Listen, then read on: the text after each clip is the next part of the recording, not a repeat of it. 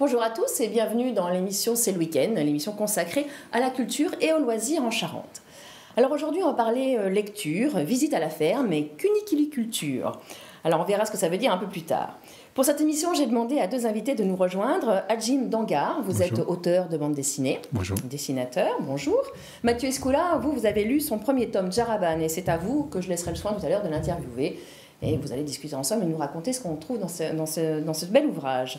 Mais tout d'abord, je me tourne vers vous, Karel Maubrin. Bonjour. Bonjour. Alors, c'est avec vous qu'on va parler de cuniculture. C'est un mot un peu compliqué à prononcer, mais ça veut tout simplement dire l'élevage des lapins domestiques. Exactement. C'est ça. Alors, vous êtes président de l'association avicole Angoulême-Charente. Alors, vous deviez venir avec un lapin, mais vous l'avez oublié. Alors, bon, on le verra en photo. Exactement. Et si vous deviez venir avec un lapin, et si on parle de lapin avec vous, c'est parce que ce week-end se tient à La Rochette le salon avicole. C'est un salon qui avait lieu auparavant à l'UNES, et puis bon, pour des questions de salle, etc. Donc maintenant c'est à La Rochette. Tout à fait. Mais cette année, il y a une petite particularité, il n'y aura pas de poules et il n'y aura pas de canards, comme d'habitude, à cause de la grippe aviaire.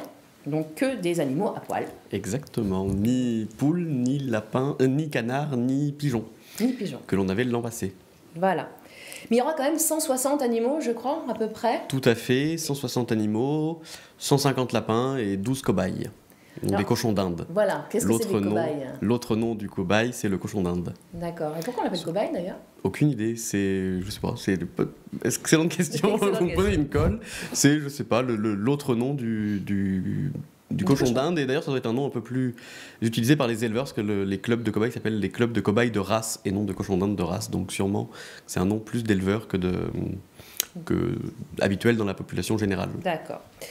Alors ces lapins, ils sont 50, c'est quand même beaucoup, ils viennent d'où tous ces lapins ? Alors nous avons cette année des exposants qui viennent du Loiret, du Gard, de Tarbes, de Charente évidemment, et des départements alentours, notamment la Vienne et la Dordogne. D'accord. Alors, ces lapins, ils vous appartiennent. Vous, par exemple, vous en avez combien de lapins ? J'ai une cinquantaine de lapins. Une cinquantaine de lapins, mais pourtant, Absolument. vous n'êtes pas éleveur de lapins. Pas du tout. Vous êtes avocat. Élève avocat, exactement. Moi, c'est vraiment, et comme d'ailleurs tous mes collègues à l'exposition, nous sommes tous des éleveurs amateurs, c'est-à-dire que nous n'en tirons pas un profit professionnel, c'est pas notre activité principale, c'est vraiment une passion de préservation de races anciennes, de races patrimoniales, selon les termes qui sont utilisés. Et nous sélectionnons, nous essayons d'améliorer toujours les races selon des standards établis.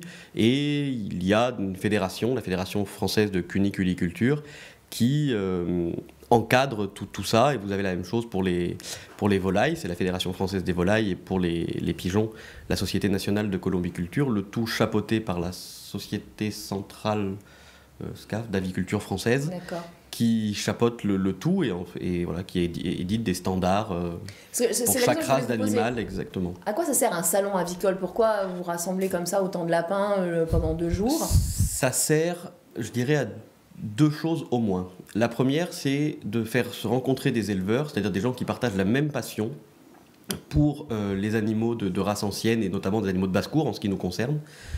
Et ça sert également à présenter notre travail au public et potentiellement à créer des vocations, alors des vocations passion bien sûr, chez les visiteurs qui seraient séduits par nos animaux, achèteraient par exemple un couple de reproducteurs. Vous pouvez acheter des animaux lors de nos salons et tout cela peut permettre de continuer à développer ces races et à les préserver, puisque c'est quand même des races avec des effectifs très réduits. Et voilà, alors comment on fait pour les préserver, ces races anciennes ? Eh bien, on les fait reproduire.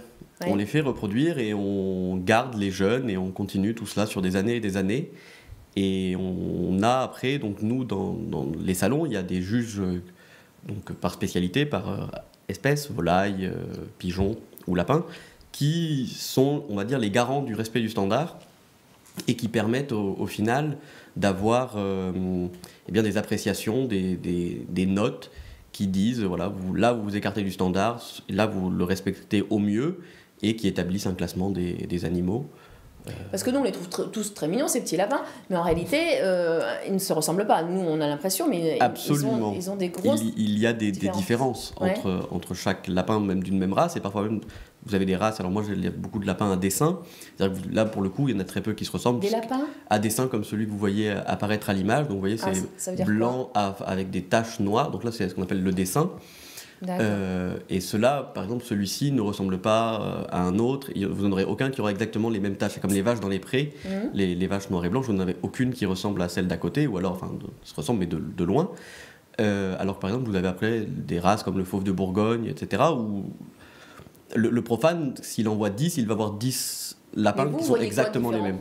Mais celui qui est un peu plus averti va voir la différence de tonalité, la différence sur la forme de la tête, sur la forme du corps, sur la rotondité de la croupe, etc.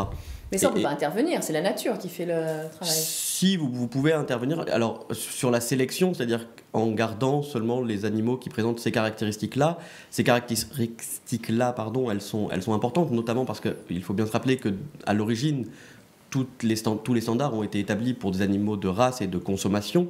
Et donc, si l'on demandait des croupes les plus arrondies possibles, c'était notamment parce que ça permettait d'avoir des animaux avec plus de chair, etc. Et c'était la base de tout cela, quand même, dans les campagnes. C'était d'avoir des animaux qui produisaient de la nourriture pour les gens qui les élevaient. Alors, c'est plus, ou en tout cas plus seulement le cas aujourd'hui, mais ces caractéristiques sont restées... Parce que ces lapins là que vous exposez, vous ne les mangez pas? À titre personnel, non, parce que je suis éleveur de lapins de nains, donc évidemment que je ne les mange pas. Toutefois, j'ai des collègues éleveurs qui, bien sûr, les mangent encore, puisque c'est des lapins de race moyenne, etc., qui, eux, sont des lapins, on va dire, à double faim, ou même à triple faim, puisqu'ils peuvent être pour la consommation, pour la compagnie, et pour la présentation en exposition, et bien sûr, pour la reproduction. C'est quand même, pour nous, le nerf de la guerre, c'est la reproduction pour perpétuer les races dans le temps. Est-ce qu'on a des champions, des beaux champions en Charente ? On a de très très bons éleveurs de lapins, de volailles également et de pigeons, parce qu'on a très souvent des éleveurs qui reçoivent des titres de champions de France ou de champions régionaux. Vous pouvez retrouver le palmarès de nos éleveurs, notamment sur notre site. Celui-ci, par exemple, il a gagné un prix, là ? Celui-ci, il a gagné un prix, il a été vice-champion individuel en 2021 au Puy-en-Velay pour les nains à fourrure caractéristique. Et c'est un lapin qui est aujourd'hui un reproducteur à l'élevage. D'accord. Il est chez vous en ce moment ? Absolument. Comment vous est venue la passion, vous, de ces lapins ? Depuis tout petit, mes parents et grands-parents avaient des lapins, des poules, des pigeons. Et voilà, quand j'étais petit, j'allais aider mon père et ma grand-mère à s'en occuper. Et puis, de fil en aiguille, j'ai repris le flambeau tout seul. Et aujourd'hui, c'est eux qui m'aident à m'en occuper quand je suis pas là. Ils étaient fermiers ? Pas du tout. Ma grand-mère était employée aux établissements Rondino et mon père... Donc c'est une passion de lapin que vous avez dans la famille, que vous avez transmis comme ça. Et voilà. Passion familiale. D'ailleurs, est-ce que vous conseilleriez à une famille d'acheter un lapin pour son enfant ? Est-ce que c'est une bonne idée ? Ça peut être une bonne idée à condition de savoir ce qu'on fait. C'est-à-dire d'être conscient que c'est pas un jouet, que c'est pas une peluche, que ça prend du temps, que ça prend de l'argent. Oui. Et combien ? Que ça demande... C'est quoi le budget pour entretenir un lapin à la maison ? Un lapin de compagnie, je ne saurais pas vous dire exactement, parce que nous, dans le cadre de l'élevage, on a accès à de l'alimentation en plus grande quantité, etc., donc qui forcément coûte moins cher, mais je pense que pour quelqu'un à la maison, il faut compter environ au moins 50 € par mois. Et voilà, il faut avoir conscience que ça coûte cher, que ça peut être malade, qu'on peut avoir des frais vétérinaires, etc. Et je dirais que c'est quelque chose qui se réfléchit, pas quelque chose qui se fait sur un coup de tête. Ça vit combien de temps, un lapin ? Entre 6 et 10 ans. Ah oui, donc c'est on s'engage, quoi. Voilà, on s'engage sur le temps long, c'est pas un jouet, donc faut penser l'action quand on l'a fait. Oui, parce que ça vit dedans ou dehors ? On peut le mettre dehors ? Vous pouvez tout à fait les avoir dehors, même en liberté dans votre jardin, enfin en adaptant évidemment les clôtures, etc., ou même à la maison, les avoir en liberté, à condition de protéger les fils, les plinthes et tout ce qui va avec. Mais voilà, il faut vraiment penser avant d'acheter. Et les visiteurs pourront en acheter ce week-end ? Tout à fait, les exposants présentent toujours des lapins et pour le concours seulement, et pour le concours et la vente. Ça vaut combien un lapin ? Ça dépend, vous avez un lapin de race naine, ça vaut environ, auprès d'un éleveur amateur, ça vaut entre 30 et 40 €. Et après vous avez par exemple les lapins géants, les géants des Flandres, qui sont des lapins qui pèsent 8, 9, 10 kilos, donc qui mettent énormément de temps à être adultes, qui mangent beaucoup plus évidemment qu'un lapin nain. Là, vous pouvez les avoir entre 80 et 120 €. D'accord. Bon, très bien. Et ça ne mange pas de carottes, hein. C'est une légende, ça. Ça en mange, mais si vous les nourrissez seulement de carottes, ils ne deviendront pas bien vieux et pas bien gros. Ouais, il paraît que c'est trop sucré. Il faut une alimentation équilibrée et notamment du foin de bonne qualité. Très bien. Alors je rappelle, le salon c'est ce week-end, ce samedi de 9h à 19h et dimanche de 9h à midi. Tout à fait. 2 € l'entrée. C'est bien ça. Eh bien merci, je vous remercie et puis donc rendez-vous à La Rochette. Merci à vous. On va rester avec les animaux en se rendant à la ferme des Choisies, entre Mansle et Luxé. C'est une grande ferme communautaire que l'on peut visiter toute l'année et notamment ce week-end. Reportage de Julien Bonnet. Alors ce week-end, comme tous les week-ends d'ailleurs, vous pouvez venir faire une visite libre sur le domaine. Ça vous permet de parcourir l'ensemble du domaine des Choisies, sur le parcours qui a été laissé en accès libre, qui est le GR, qui était présent et qu'on a souhaité compléter avec l'accès à la ferme. Vous pouvez parcourir la ferme pédagogique avec l'accès libre aux lapins, venir leur faire des câlins. Vous pouvez aussi accéder voir Peggy, la cochonne qui est disponible aussi pour plein de câlins et être complètement adorable.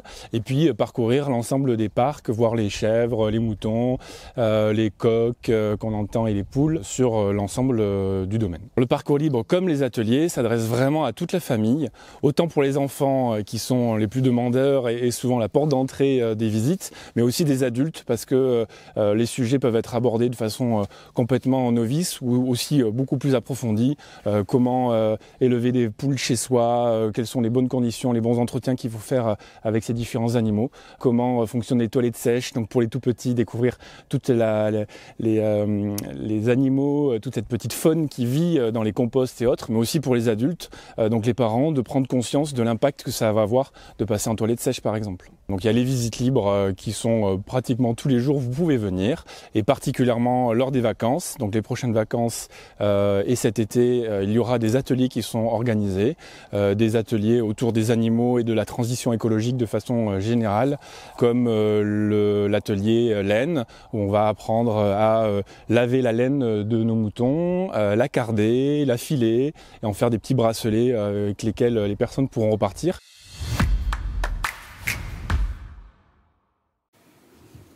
Mais ils sont très jolis aussi ces animaux, puis c'est pas très loin de La Rochette finalement, et Choisies en sortant, c'est peut-être une soirée à thème, une journée à thème qu'on peut faire.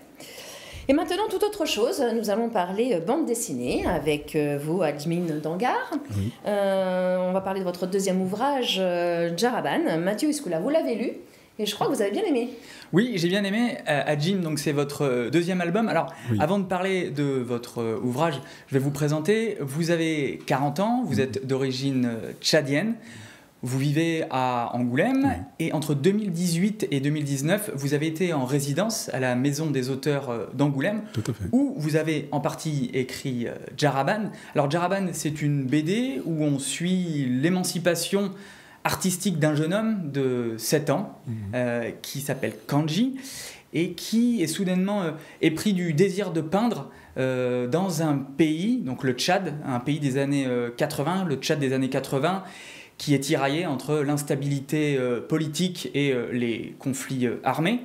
Vous-même, vous avez grandi au Tchad. Est-ce que cette BD est autobiographique ? Oui, en fait, c'est une BD qui est en partie autobiographique parce que, en fait, au niveau du parcours de Kandi, donc de Sarr à N'Djamena, qui est donc la capitale, c'est aussi ce que moi j'ai vécu. C'est-à-dire, je suis né à Sarr et j'ai grandi à N'Djamena. Sarr, c'est la ville où se déroule une partie de la BD. Effectivement. Donc, oui, il y a une partie, effectivement, qui est autobiographique, mais aussi fictionnée.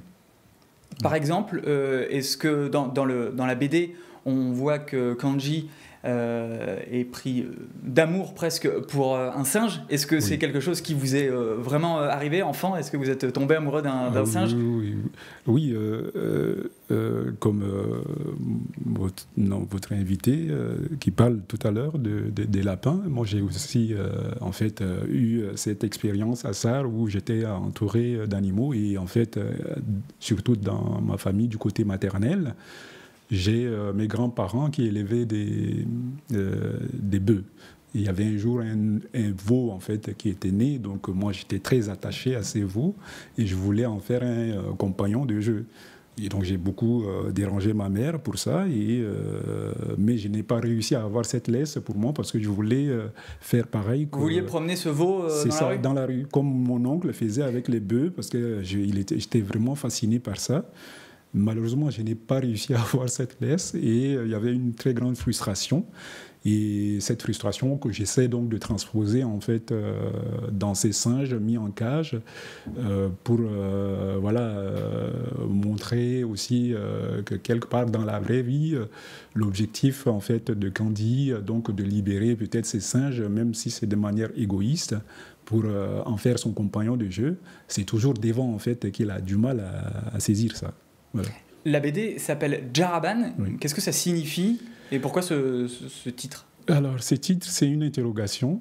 Que faire qui veut dire pour Candy, qui est ce jeune qui est né dans ces pays et qui rêve de peinture, mais qui se découvre en fait autour de lui que tout un tas d'obstacles se dressent comme ça devant lui.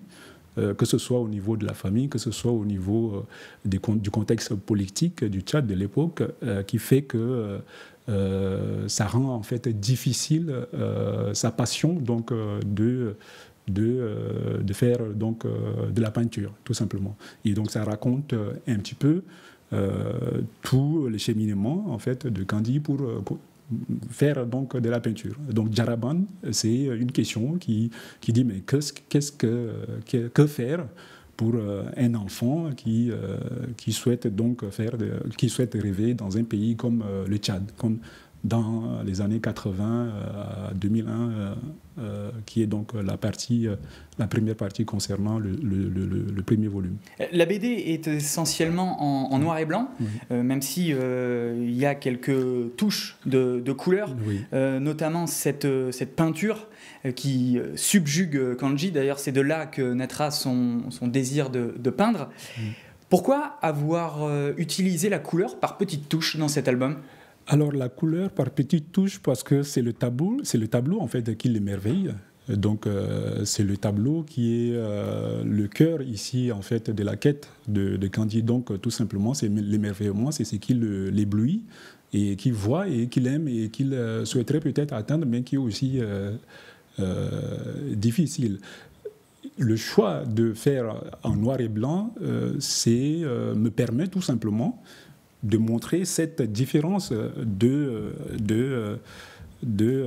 perception. C'est-à-dire l'objet en fait du désir de Candy, c'est le tableau. Donc je le mets en noir et en couleur et le reste en noir et blanc, mais qui n'est pas en opposition. C'est pas en opposition par rapport au tableau, parce que le choix de représenter la réalité en noir et blanc ne veut pas dire que le monde est mauvais. Non, il a des moments aussi de bonheur et de joie et la vie tout simplement, quoi, avec ces moments de joie et de tristesse tout simplement. Donc ces tableaux tels que c'est représenté en couleur, c'est juste parler de la quête, ce qui l'émerveille et c'est ce qu'il veut atteindre. Jaraban, oui. C'est aux éditions Delcourt. J'ai particulièrement apprécié la BD. C'est vraiment une rencontre entre la BD et le Tchad des années 80, donc que je conseille à tous. On peut la retrouver dans toutes les librairies, j'imagine, de Charente. Merci. Eh bien, très bien. Eh bien, merci Mathieu, merci Edmine Dangar. Et on va passer à l'agenda. Alors nous sommes encore en vacances et c'est le dernier week-end pour profiter de la patinoire de Chasseneuil. Elle est installée dans la salle des fêtes. C'est 1 € les 30 minutes, là, vous la voyez en photo, samedi de 14h à 22h et dimanche de 14h à 18h. Vous pouvez y aller dès 4 ans. Autre ambiance, autre endroit, à l'Alpha, Angoulême, Elohim Devor propose une démonstration de handpan. Alors handpan, c'est un drôle de nom, voilà, et c'est aussi un drôle d'instrument qu'on voit à l'image. Ça ressemble un peu à une soucoupe volante, une casserole un peu cabossée, mais il paraît que ça fait des sons très relaxants. Vous pourrez même essayer samedi à 16h et c'est gratuit à l'Alpha. Et puis enfin, je vous conseille les journées de greffage à Barbezieux. Chaque participant pourra choisir ses arbres fruitiers et ses porte-greffes. Un greffeur sera même là pour vous apprendre à greffer et vous pouvez même apporter vos greffons. Alors c'est au Logis de Plaisance, samedi et dimanche de 9h à midi et de 14h à 17h et c'est gratuit aussi. Et bien voilà, des bonnes idées pour finir ces vacances. Je vous rappelle que vous pouvez retrouver cette émission sur notre site internet et toutes les idées de sortie de ce week-end sont dans nos pages loisirs dans le journal de demain. Et bien merci, il me reste à vous souhaiter un excellent week-end.